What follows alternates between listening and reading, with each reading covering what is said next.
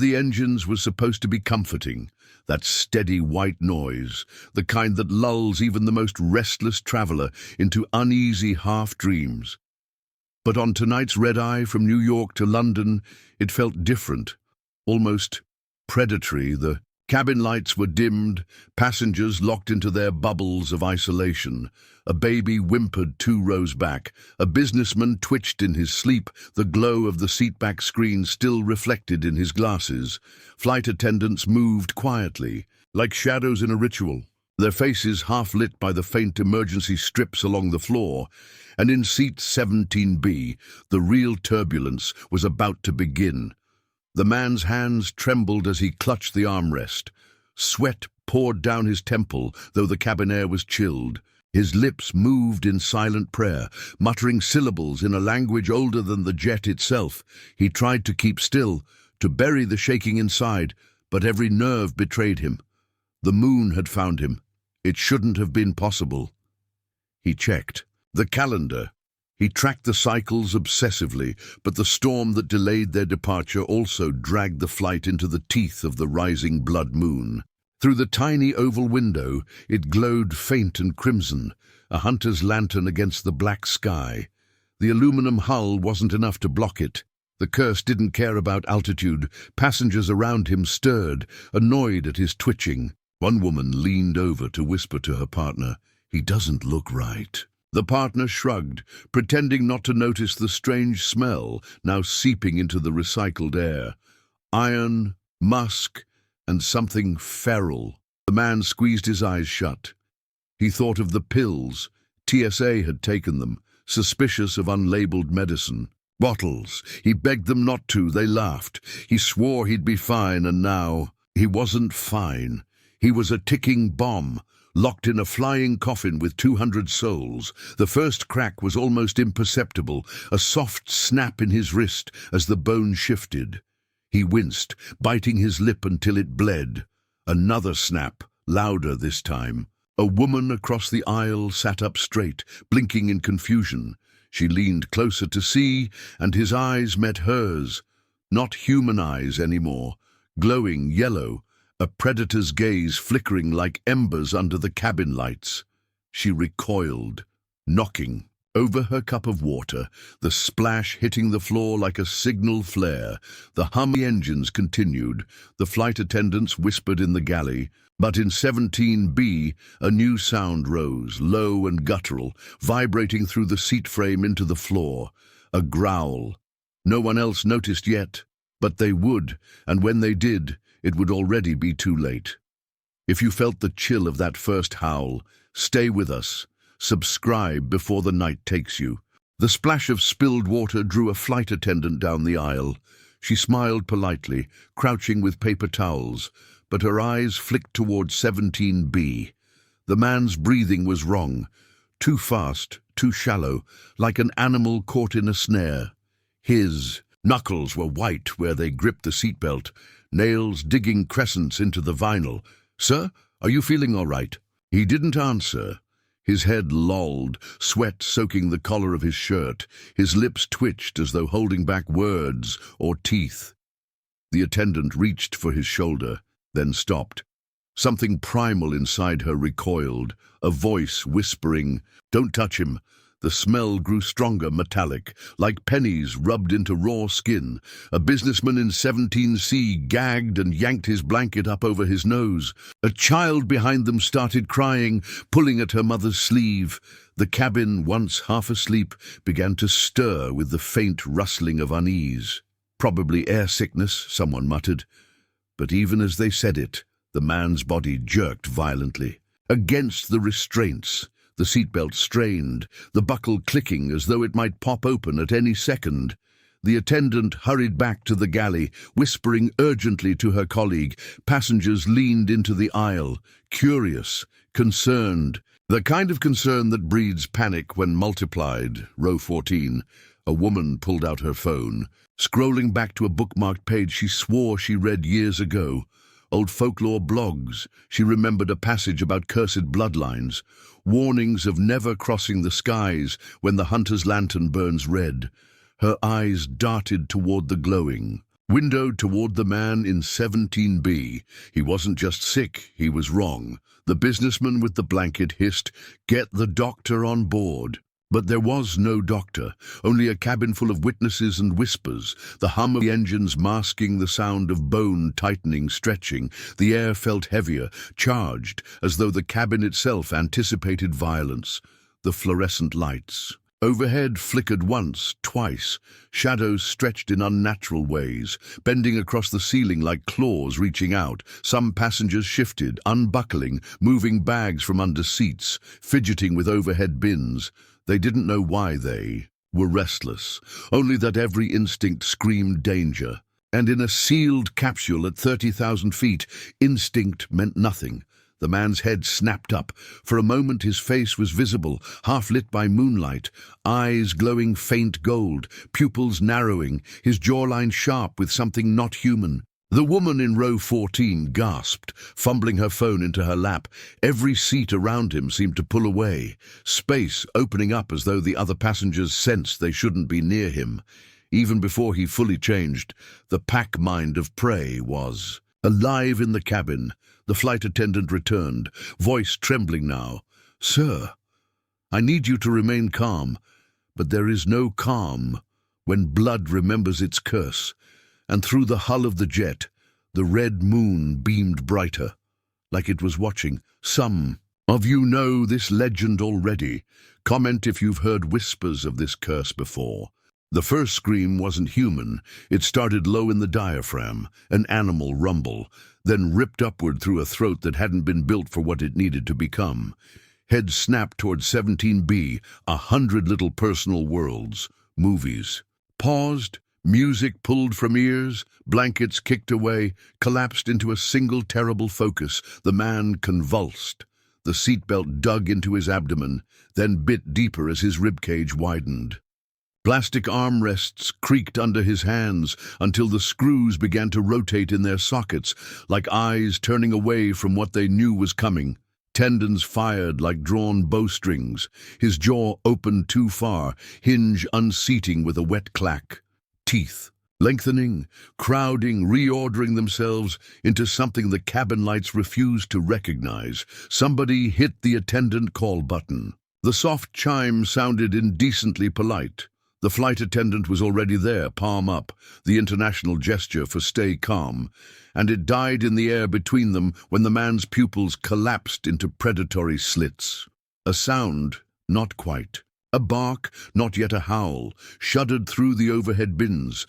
Oxygen masks trembled in their housings. "Sir," she tried. But the word broke as his shoulders dislocated with a double pop. Fabric tore in 4 directions at once. Hair erupted in, tied along forearms that no longer fit the sleeves designed for them. The seat in front of him lurched, bolt screaming, as his knees drove forward and down, re-articulating into the digitigrade truth he'd been hiding since the jetway. A phone rose 3 rows back, camera lens wide. Someone whispered, "Oh my God," like a metronome. The buckle finally surrendered. It pinged off the aisle with a bright tiny ting that somehow made everything worse, like a bell that blessed the monster into the world. He stood. No, it stood. The cabin narrowed around. The shape as though the metal skin of the plane was trying to deny it entry. Shoulders grazed the luggage bins. Claws flexed and dug furrows into the ceiling plastic. Rows 17 and 18 recoiled into the windows. The aisle suddenly too thin for breath. The thing turned its head slowly, tasting the air, the smell of coffee, cotton, cheap cologne. Fear. The fear was thickest by the galley, where the attendants had braced a service cart across the aisle, a barricade born from instinct older than airplanes. The wolf's lips curled back over ivory that gleamed like instruments. It moved once, just once, so fast the eye could pretend it hadn't happened. A swipe across the seatback left 4 perfect parallel wounds in vinyl and foam, the way the sea leaves 4 lines of foam behind a speedboat. The businessman in 17C made a sound like a pulled cork and clamped both hands over his mouth. The attendant didn't run. She dragged the cart forward, metal wheels biting the carpet. Someone behind her grabbed another by the handle, a two-cart wall clattering into place. "Back!" he shouted, voice shaking but alive. Passengers rose and fell like grass in a wind, first leaning forward to see, then slamming back as the creature tested the cart with one lazy shove that sent both trays rattling like bones in a tin.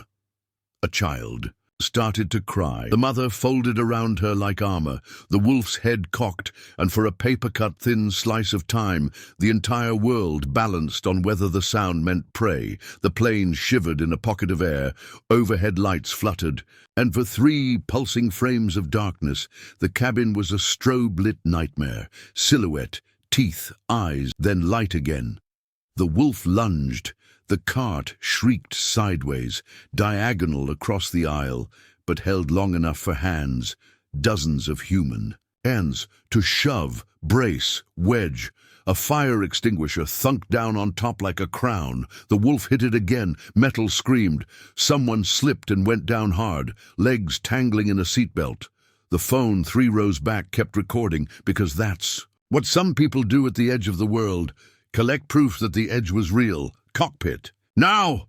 Another attendant barked, sprinting, her arm brushing the creature's flank, hair like wire, heat like a furnace. The cockpit door indicator glowed locked.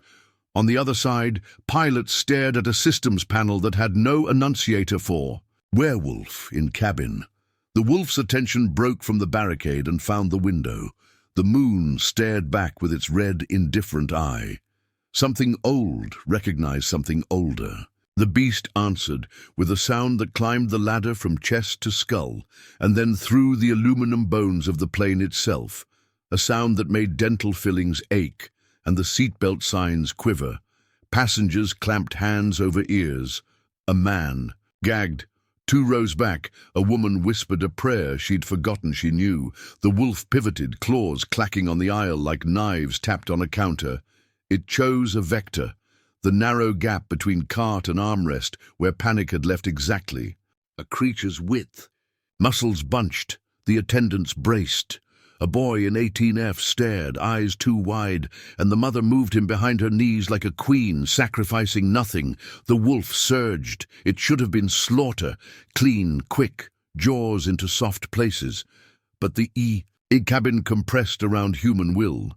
The extinguisher fired point-blank into the wolf's face, a white blizzard of choking powder, a bottle shattered across its shoulder, seatbelts whipped outward, snapped tight around a forearm the size of a conduit.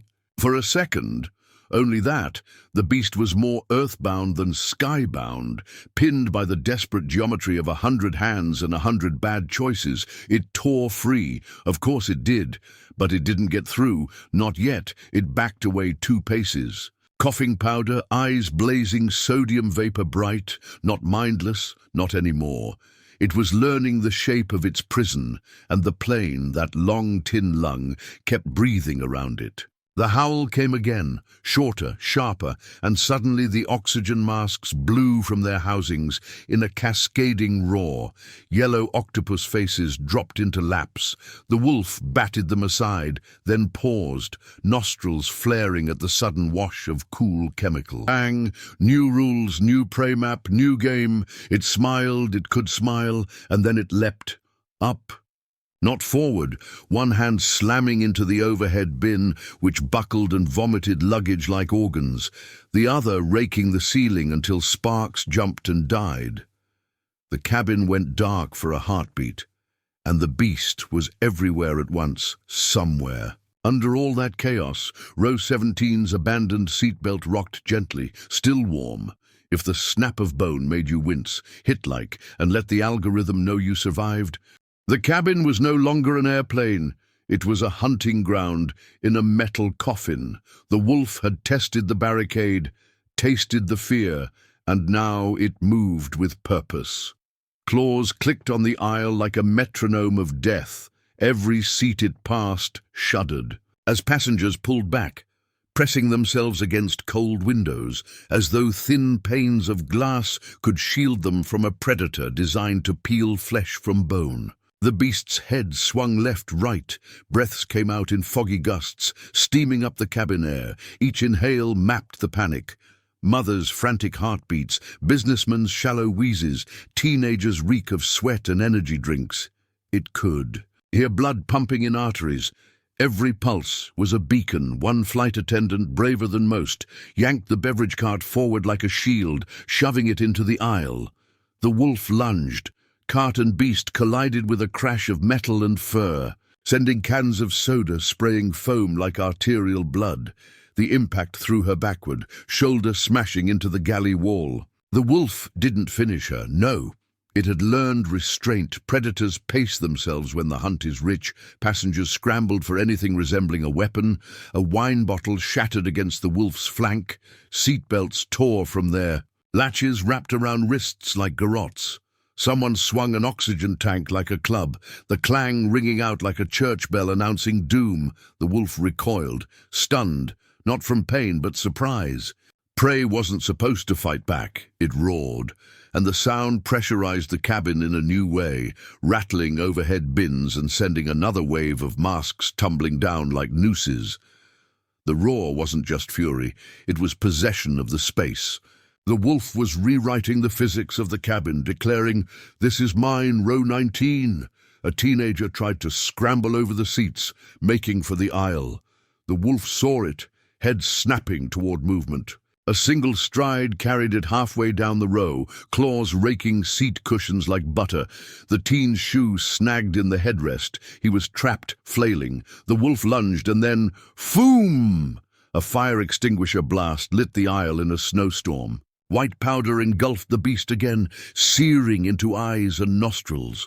The wolf bellowed, clawing at its own face, staggering into the row.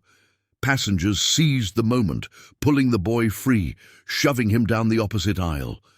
The plane shuddered, turbulence striking hard, as if nature itself wanted to shake the monster free. Luggage rained from overhead compartments, striking shoulders, cracking against skulls. The wolf snapped blindly, tearing a carry-on in half as though it were paper. A stuffed bear fell from the debris, landing in the aisle. The wolf paused, snout hovering over it. Then its eyes shifted back to living prey. The captain's voice crackled over the intercom, trembling but authoritative. "Ladies and gentlemen, stay seated. We are experiencing turbulence. Remain calm." The words were useless. Calm was already a ghost that had abandoned this plane. The wolf tore forward again. A man swung a belt like a whip, striking across its muzzle. It only enraged. The creature, jaws snapping inches from his face. He screamed, ducking back, while the beast's claws shredded the seat beside him. The wolf was herding now, driving passengers into corners of the cabin like cattle funneled into slaughter pens. The galley at the rear filled with huddled forms. The front jammed with others trying to break toward the cockpit, fists pounding on the reinforced door. The pilots' voices were muffled, frantic, arguing over impossible choices. Somewhere in the center of it all, a child whispered, "Make it stop," and the wolf, as if hearing the plea, lifted its head. It stared straight down the aisle at the emergency exit. Moonlight slanted through the window at just the right angle, painting its fur in crimson. The beast smiled again, as though it understood. Up here, every passenger was already dead weight, and the plane itself was just a cage waiting to be broken. Where would you run if glowing eyes stared through your row? Tell me below. I want to see who would survive. The wolf didn't strike immediately. It stood there lit in slanting blood moon glow from the emergency exit, nostrils flaring as though it was breathing in memory. Its yellow eyes weren't mindless now. They burned with recognition. This was not its first sky hunt. Passengers whimpered, clung to one another, begged the attendants to do something. But the creature had paused. And pauses meant danger, because it was listening to something no human could hear. In row 14, the woman with the folklore blog pulled her phone close to her chest, whispering aloud fragments of what she remembered. Her voice shook, but the words, carried like incantations in the recycled air, never cross the skies when the hunter's lantern burns red. They said the heavens reject the cursed blood. The wolf will seek the sky, but the sky will never hold him. People turned to her, wide-eyed, desperate. "What does that mean?" Someone hissed. She scrolled frantically through cached pages. The signal. Long gone at cruising altitude, the law spilled out in pieces. Families marked with this curse were forbidden from flying, not because of fear of discovery, but because altitude drew the beast out faster, more violently. The old story spoke of wolves howling above clouds, flung into the air by storms, falling back to earth in ruin. "The sky is sacred," she whispered, "and their blood violates it." The wolf's head cocked as if it understood, or perhaps as if it remembered the warnings itself, its claws flexed, scraping. Long lines across the cabin wall beside the exit. Not random marks, symbols. The shapes echoed the same sigils she had seen in images online. Crude wardings burned into the sides of barns, etched into stones left in forests. Here, now, drawn in aluminum at 30,000 feet, passengers gasped, some crossing themselves, others whispering prayers, but a different voice cut through the fear, an older man near the back, a priest judging. By the collar, spoke steady and low. "You're not supposed to be here," he said. His voice trembled, but not from fear, from conviction. The old texts called it the forbidden ascent. The higher you rise, the thinner the veil becomes. A wolf in the sky doesn't belong to Earth. It belongs to something worse. The wolf turned its head, fixing the priest with a gaze that was almost human. Then it growled, a sound that seemed less like animal rage and more like mockery. The law wasn't just legend, it was truth, the beast carried in its bones. The priest whispered, "It wants the cabin depressurized. It wants the door." A ripple of dread moved through the passengers. Every eye shifted toward the glowing red handle of the emergency exit. Even without strength, no human could open it mid-flight. But this wasn't human. If the beast tore it free, the sky itself would claim them all. The woman with the phone wasn't done. Her screen dimmed, battery gasping. Yet the cached lines still glowed. She read aloud, voice quaking, "When wolves rise into the heavens, they do not belong to earth or sky. They become lost things, claimed by neither, and the sky hunts its own trespassers," a pale man whispered. "That's why they feared storms, why they chained their kind underground during eclipses. The sky rejects them." The wolf seemed to recognize every syllable. Its claws dug deeper into the fuselage wall, etching symbols older than language. Sparks hissed from the aluminum, but instead of fading, they lingered. Tiny embers glowing like the metal itself rejected what was being carved into it. For a breathless moment, everyone knew the plane wasn't just a prison, it was a chalice holding something heaven itself wanted to spill back into the void. Curses like this don't end. They echo, subscribe, and join the archive before the next howl. The aisle was a war zone of overturned carts, shredded seats and luggage scattered like bones in a den. The wolf paced in the crimson slant of moonlight from the exit, each step rattling the hollow skin of the aircraft. It was no longer content with panic. It wanted dominion. And then it turned. The beast fixed its gaze not on the exit, not on the huddled passengers, but on the cockpit door. The reinforced barrier gleamed under flickering fluorescence, a thin line between sky horror and control of the plane itself. The captain's voice, trembling over the intercom, had already betrayed their fear. The beast wanted more than prey. It wanted command. "Don't let it through." Someone shouted. The wolf lunged. The cabin exploded with noise. A fire extinguisher hissed full force, powder blinding the air, bottles shattered, seatbelts lashed like whips. Every passenger became militia, driven by survival instinct, sharper than training. They slammed carts together, bodies pressed against the beast, a desperate wall of fragile flesh and thin metal. The wolf struck, claws tearing through vinyl, teeth snapping an inch from a man's throat. It swatted a cart aside. Metal screamed and twisted, wheels spinning free like coins. A passenger swung an oxygen tank down in an arc. The blow crunched against the wolf's shoulder, forcing it back a step. Another shoved a broken wine bottle into its side. Glass snapped, blood sprayed, but it only roared louder, fury amplified by the sting. The cockpit door indicator glowed. Red, locked. Behind it, the captain's voice crackled again, now panicked. "They can't hold it. If it breaches, we lose the plane." The wolf howled, and the pressure inside the cabin seemed to bow inward, as though the very air had bent to its rage. Overhead panels snapped, dropping wires that sparked against fur. The lights died for 2 seconds, pitch black. Then they flickered, back revealing chaos, frozen in strobe.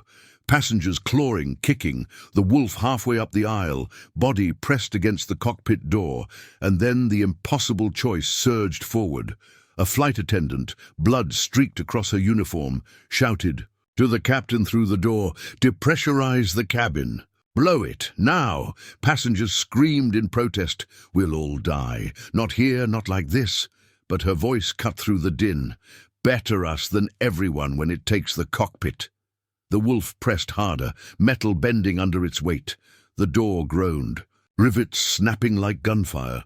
The priest in the back shouted prayers, his voice rising over the howl. The law woman wept, clutching her phone like scripture. The child in 18F screamed for his mother as she folded around him, shielding his head. The captain's hand hovered over the decompression switch. On the other side of the door, the wolf's claws punched through, tips sparking on the metal. They peered through the gap, an amber furnace promising ruin, and then the choice was made. The switch was thrown. Whoosh! The cabin detonated with sound. Oxygen masks whipped sideways. Loose luggage and bodies tore toward the breach. Windows spider-webbed and blew out in shards of screaming wind. Passengers clawed for seatbelts, arms, anything to anchor themselves as the world went sideways. The wolf roared, staggered, claws digging into the floor as hurricane-force suction tried to drag it backward into the sky. Its fur snapped like sails in a storm. For a heartbeat it clung, impossibly strong, eyes burning hatred into the humans who dared eject it from its dominion. Then the pressure won. The beast tore free of the door, slammed through the rupture, and vanished into the screaming black. The plane leveled, groaning under strain, oxygen masks flailing like pale corpses. Survivors wept, clung to each other, choking on thin air. The cockpit door hung ruined, claw slashed, and leaking starlight, but no one celebrated, because the howl that followed didn't fade into the distance. It circled the plane, out there in the crimson-lit clouds. This isn't the last transformation. The next one is worse. Follow the howl to the story waiting on screen. The plane limped across the sky like a wounded bird. Panels hung loose, oxygen masks swayed, and the fuselage groaned with each mile that carried them closer to land. The survivors sat strapped in silence, their faces pale masks of disbelief. No one spoke above a whisper. Not after what they'd heard circling the plane in the clouds, the howl that never seemed to fall behind. The child in 18F clutched the stuffed bear that had fallen earlier, its seams split, one eye missing.